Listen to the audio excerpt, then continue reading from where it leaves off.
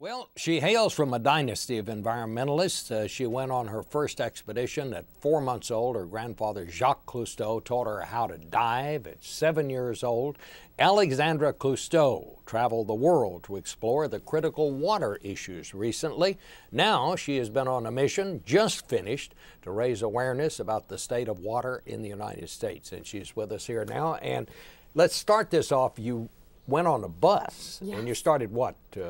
We left on June 30th, and we only just returned. It's been And 4.5 it's kind of a months. special bus to those of us in politics. It is, absolutely. It was John McCain's Straight Talk Express in 2008. And then it was Paul McCartney's bus, and then it was ours. And tell us, Alexandra, exactly what you did on this. We traveled 17,100 miles across North America, exploring and investigating some of the global water issues that are happening not in Africa, not in Asia, but right here in our own backyard. And will this be a documentary? It will, but it's actually been playing out on nationalgeographic.com, on my website, on a number of websites. Every single day we've posted new content. So people have actually followed along with us and explored places as we did, met people as we did, and been able to share their own stories as we explored others. And what's the bottom line? We have a lot of work to do, Bob. We have a lot of work to do. You know, we saw the Colorado River die in the Mexican desert. It hasn't reached the sea in over 12 years, which has caused real hardship for the communities, both farmers and fishermen, who depend on that river reaching the sea. We went to the Gulf of Mexico and saw the aftermath of the spill and the broken communities in Louisiana and Alabama and Florida that have been devastated by this. And, you know, frankly, these issues are happening across the nation, and I think it's time that we really wake up and we take our water back.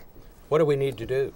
Well, a couple things I think need to happen. I think we need a national water policy for sure, but we also need to encourage and support the local water heroes in every single community who are working very hard to get their community involved, to understand how they need to, what they can do to make their rivers or their lakes or their streams fishable, drinkable, and swimmable.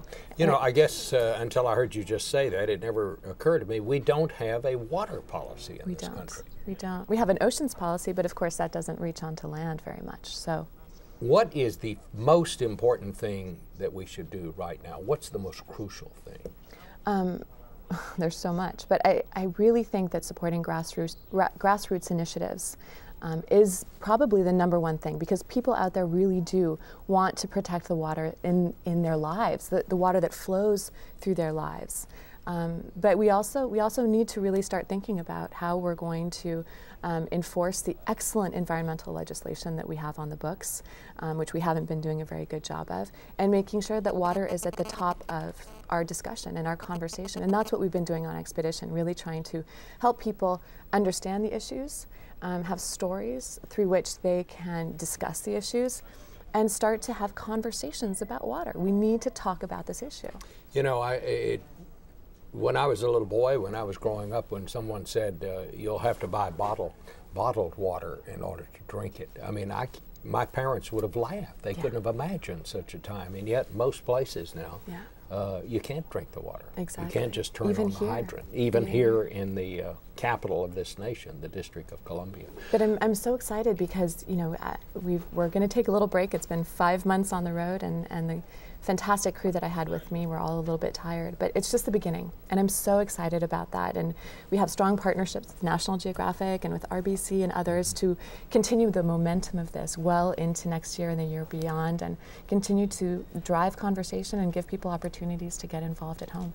Well, thank you so much, and I know your grandfather would be very proud of you. Thank you, Bob. Thank you, Alexandra.